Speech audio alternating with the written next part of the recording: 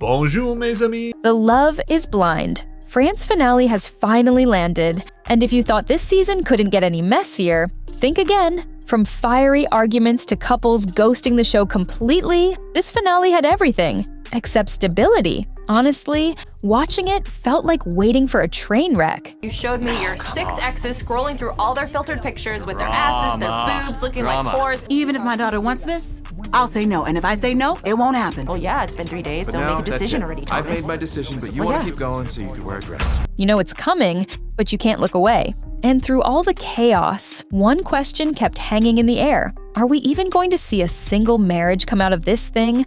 It was comforting to know that it would protect both of us. The problem is, she came 2 hours late.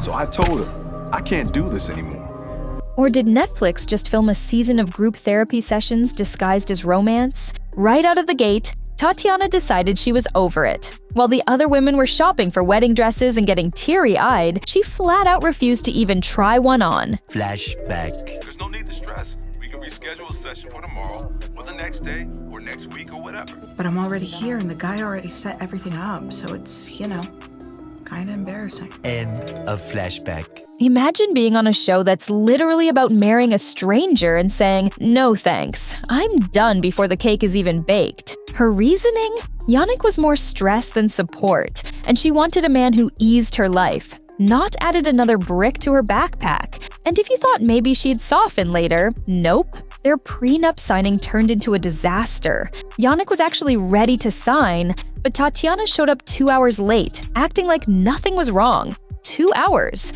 for a legal appointment that literally defines your future. At that point, Yannick checked out. When they met face to face again, instead of making peace, it was all screaming, accusations, and classic "you're disrespectful." No, you're disrespectful energy. By the end, their relationship was as dead as their prenup. We're going in circles, discussing the same issues all night. I won't marry you. All good. I knew I wasn't going to marry you. It's a shame. Because it's stop a shame. it. It's a shame, We're but having a discussion. you're exhausting. I don't want to discuss it with you, Yannick. Stop yelling. Why are I'm you not. yelling? Another couple gone, and we hadn't even reached the altar. And then, silence. Remember Cynthia and Jonathan? Yeah, me neither.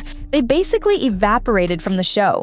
Their last appearance was at the pod mixer, and then poof, they were gone. No dates, no dress fittings, no family introductions, nothing. The editing made it feel like they got Thanos snapped out of the season, which begs the question, I won't introduce Kim to Charlie before getting married because my daughter's as sensitive as me, and she'd get attacked. did they fall apart so badly that Netflix thought, let's just pretend this never happened? Or maybe they're secretly still together, and producers just cut their screen time to make room for the drama. Either way, their disappearance was almost more suspicious than the couples who actually imploded. But if Cynthia and Jonathan were quiet, Thomas and Kim were the loud opposite. From the start, Thomas refused to let Kim meet his daughter before marriage. He claimed he wanted to protect his child. But come on!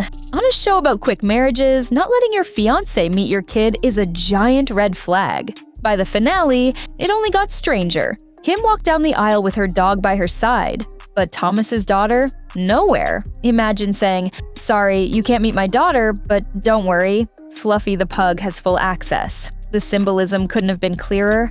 And then, plot twist. Kim was the one who said no first. She admitted their differences were just too much, that Thomas's intensity scared her, and she couldn't commit. Honestly, she made the right call. And since Thomas's daughter didn't even show up, let's be real, he probably would have said no too. That relationship never had a chance. Then came Sabrina and Von Mee, who spent most of the season walking the fine line between passion and possession. Sabrina had been criticized nonstop for being too controlling, so in the finale, she made a huge effort to prove she could give him space. She let him go out to a birthday party without her, dressed up in a fresh white shirt looking like a model, and just stayed home. That's commitment. And for a while, it seemed to pay off. Von Mee finally told her he loved her, which should have been the breakthrough moment. But when it came time to say vows, everything unraveled again. His speech was cautious, filled with doubt, and you could almost hear the alarm bells in his head. He said their foundation was solid but not strong enough. That's not the start of a marriage,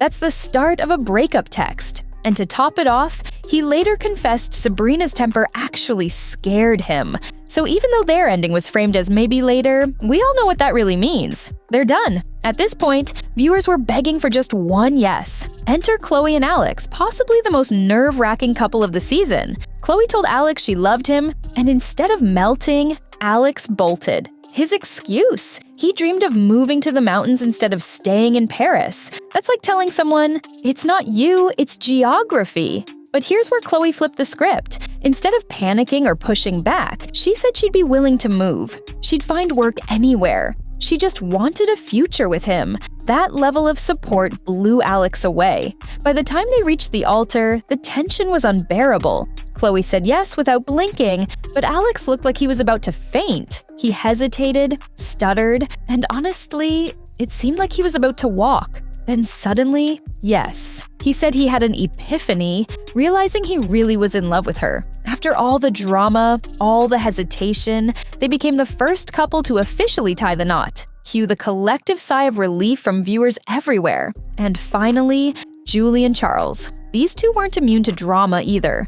Charles thought Julie didn't pull her weight around the house. Julie thought Charles nitpicked too much. And both of them seemed ready to fight about chores like it was the end of the world. But their wedding day brought a shift. Charles opened up about missing his late mother, wishing she could have met Julie, and promising to honor her memory by building a new family together. That moment changed everything. Their vows were emotional, heartfelt, and real. And when the big question came, Charles said yes. Julie said yes. And just like that, they joined Chloe and Alex as the only two successful marriages of the season. So, after all the screaming, all the disappearing acts, all the walkouts and prenup disasters, the final tally is simple. Two couples made it down the aisle: Chloe and Alex, Julie and Charles. Everyone else either imploded or vanished. For a first season, this might be one of the messiest finales the franchise has ever seen. And the million-dollar question now, do these marriages actually stand a chance? Or will we be seeing 2 French divorces before the next season drops?